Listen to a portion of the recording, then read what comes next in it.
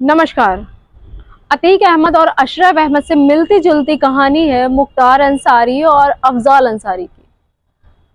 इनका जिक्र आज हम इसलिए कर रहे हैं क्योंकि मुख्तार अंसारी और अफजाल अंसारी को आज गाजीपुर में एमपी एमएलए कोर्ट में सजा सुनाई गई है। मुख्तार अंसारी को 10 साल की सजा और अफजाल अंसारी को 4 साल की सजा गैंगस्टर एक्ट के तहत इनको सजा सुनाई गई है।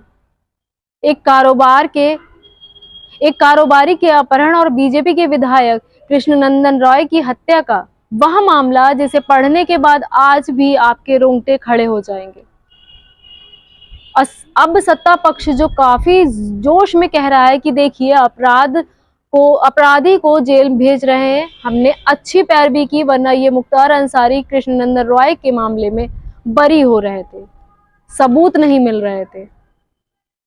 तो वहीं विरोधी कह रहे हैं कि आपने अच्छा काम किया है मुख्तार अंसारी का 16 साल का पुराना मामला उठा 2007 में गैंगस्टर एक्ट का, लेकिन जवाब दे दीजिए कि ब्रज सिंह पर क्या होगा, धनंजय सिंह पर क्या होगा, सोनू सिंह पर क्या होगा, और ऐसे 6-7 लोगों के नाम जिन उन्होंने दिखाए।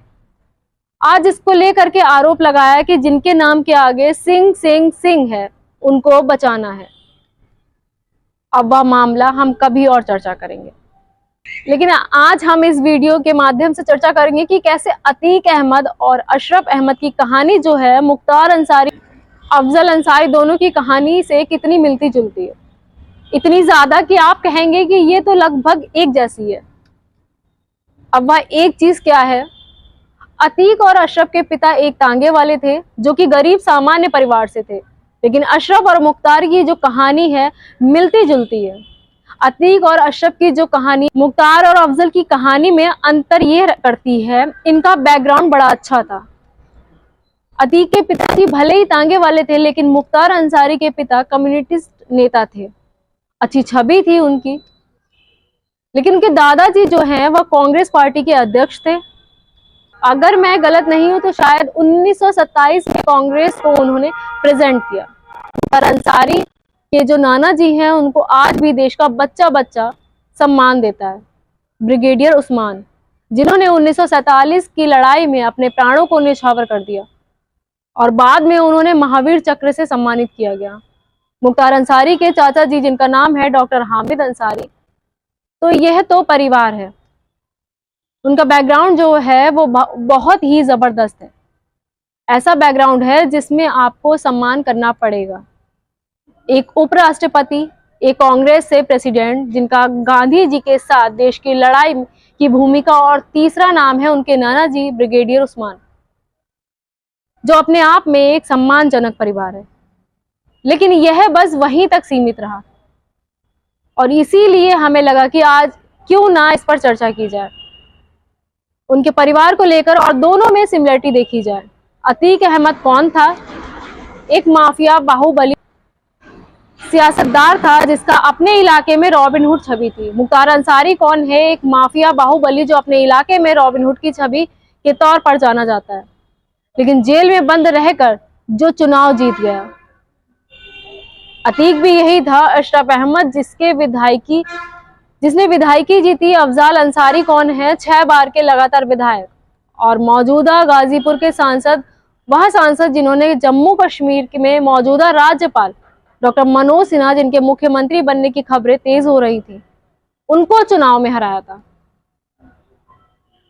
जिनके बारे में बात होती है कि वह बड़े अच्छे छवि के व्यक्ति हैं और डॉक्टर मनोज सिन्हा का सम्मान विरोधी भी करते हैं। लेकिन इन दोनों के पतन का कारण भी एक ही है। वह कारण है अपने अपने भाइयों को चुनाव की हार का बदला लेना। किससे लेना? उस व्यक्ति से लेना जो मौजूदा दौर में विधायक था और उसका कत्ल कर दिया। आप देखिए, अतीक का भाई राजू पाल से और अशफाक अंसारी पहली बार चुनाव हारे थे कृष्णनंदन रॉय से। दरअसल 2005 में राजू पाल का कत्ल हुआ। कत्ल के पीछे भी वजह यही थी कि अशरफ चुनाव लड़ रहा था, राजू पाल ने बहुजन समाज पार्टी की तरफ से उसको चुनाव हराया था और वो चुनाव हार गया। और अतीक अहमद के ये बात ईगो पे लग गई कि वह चुनाव कैसे हार गया और बाहुबल का उपयोग करके उसको मरवा दिया। ये पहला उन पर आरोप था। इधर जहां तक बात है कृष्णनंदन रॉय की, तो यहाँ पर भी कहानी वही है। कृष्णनंदन रॉय ब्रजेश सिंह के बड़े खासम खास थे। कृष्णनंदन रॉय उस दौर में विधायक बने। कहां से विधायक बने? जो मुख्तार अंसारी के परिवार का गढ़ है, उस सीट से वह विधायक बने। क्योंकि अंसारी परिवार जहां से राजनीति करता है, वहां पर हिंदुओं की पॉपुलेशन ज्यादा है, पर वहां के रॉबिनहुड थे। हालांकि रॉबिनहुड की थ्योरी भी क्या है कि अब मौजूदा दौर में जो पॉलिटिक्स में रॉबिनहुड है, किसी भी पार्टी से, चाहे वह बीजेपी, कांग्रेस, सपा, बसपा, जो भी है, 10 रुपए मिले, 2 रुपए उड़ा दिए अपने आदमियों पर और 8 रुपए जेब में रख लिया, और 2 रुपए पाकर वहां के लोग भी खुश हैं, और वहां आप अपने आप में भी करोड़पति, उद्योगपति बन गए, तानाशाह बन गए, ताकतवर हो गए। चुनाव लड़के जनता को लग रहा है उन पर भी खर्चा कर रहे हैं, और अपने लिए भी बटोर रहे हैं, और अपने आने वाली पीढ़ी के लिए भी बचा रहे हैं। ये सारे बाहुबली एक ही कहानी, चाहे वह सिंह हो, शुक्ला हो, चाहे वो अंसारी, अहमद हो, हर बाहुबली का एक ही पैटर्न अपनाया गया, और हर बाहुबली इसी तरीके से अपने इलाके में रॉबिनहुड बनकर बैठा है। तो बात करते हैं मुख्तार अंसारी की, जो उस दौर में जेल में थे। उस दौर में कृष्णनंदन रॉय हत्याकांड होता है। मुख्तार ने अपने बड़े भाई अफजाल अंसारी, जो बड़े भाई हैं, जो उनकी पहली हार का बदला लेने के लिए कृष्णनंदन रॉय को मरवा दिया। हालांकि इसमें एक बड़ी बात यह भी है कि कृष्णनंदन रॉय और ब्रजेश इससे पहले एक हमला मुख्तार अंसारी पर करवा चुके थे। काउंटर अटैक मुख्तार ने करवाया, वह इतिहास में दर्ज है, क्योंकि तब बीजेपी के विधायक थे, तो फिर उन पर 500 गोलियां दागी गई। मुख्तार अंसारी के गुर्गों में नाम आता है मुन्ना बजरंगी। अगर आपको याद हो, जिसे प्रयागराज की जेल में मार दिया गया था, जेल के अंदर मुन्ना बजरंगी की अगुवाई में वह हुआ था। यह भी देखिए कि कितना मिलता जुलता है। यहाँ गुड्डू मुस्लिम खासम खास है, सारी घटनाओं को अंजाम देता है, और वहां पर था एक मुन्ना बजरंगी। मुन्ना बजरंगी का अपना कहर था। 2017 में शायद, अगर मैं गलत नहीं हूं, तो नैनी जेल में उसे मार दिया गया था।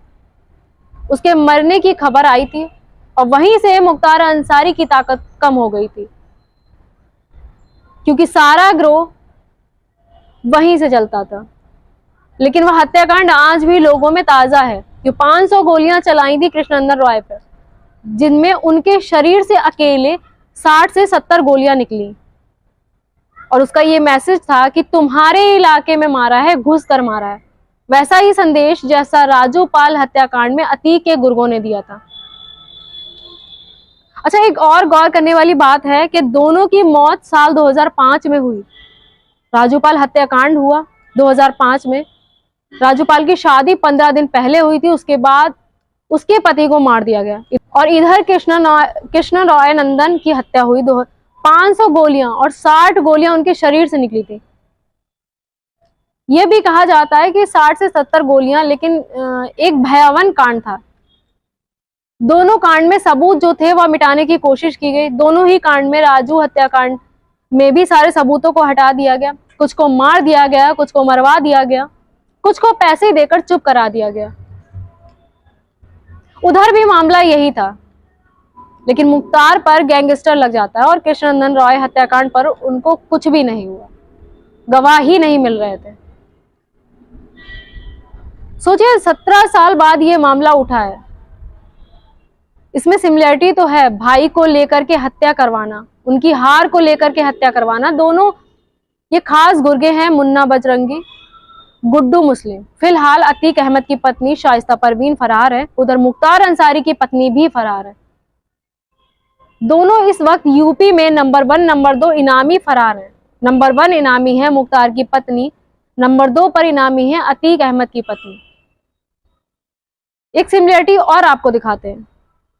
अतीक अहमद का जो बड़ा बेटा है वह जेल के अंदर मौजूद है।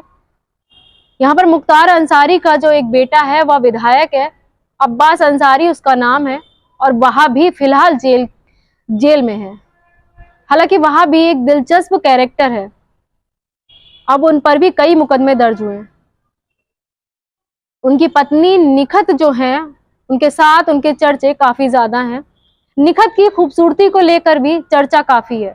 निखत से शादी उन्होंने जयपुर में की थी, तब ये फरार चल रहा था। 2021 या 22 में शायद उनकी शादी हुई, जबलपुर में हुई थी। उनके नाम पर एक वारंट निकला हुआ था, उनको पुलिस ढूंढ रही थी और शादी की तस्वीरें आई तो पुलिस शॉक्ड हो गई कि क्या हुआ है। बाद में इसको गिरफ्तार किया गया। इनकी वाइफ जो है निखत अंसारी, वह भी फिलहाल जेल में है। निखत जेल में किस लिए है? अब्बास अंसारी से मिलने जाया करती थी। वहां कहा जाता है कि करीबन 2 महीने में 47 बार वो उनके पास रहने गई, आना जाना रिकॉर्ड सब मैनेज करती थी। इसी वजह से पुलिस ने उस पर छापा मारा। अब एक को रखा है चित्रकूट जेल में और एक को रखा है पाता जेल में। जो दूसरा बेटा है इनका, वह फरार चल रहा है भड़काऊ बयान को लेकर, उस पर एक मामला दर्ज हुआ है। तो अंसारी परिवार भी जो है वह अतीक अहमद के परिवार की तरह पूरी तरह से जेल में है। तो यहाँ पर आप देखेंगे कि बहुत सारी सिमिलरिटीज हैं कि अंसारी परिवार पूरा ही जेल में है। मतलब आप मुख्तार अंसारी जेल में, बेटा जो है वो जेल में, बहू भी जेल में,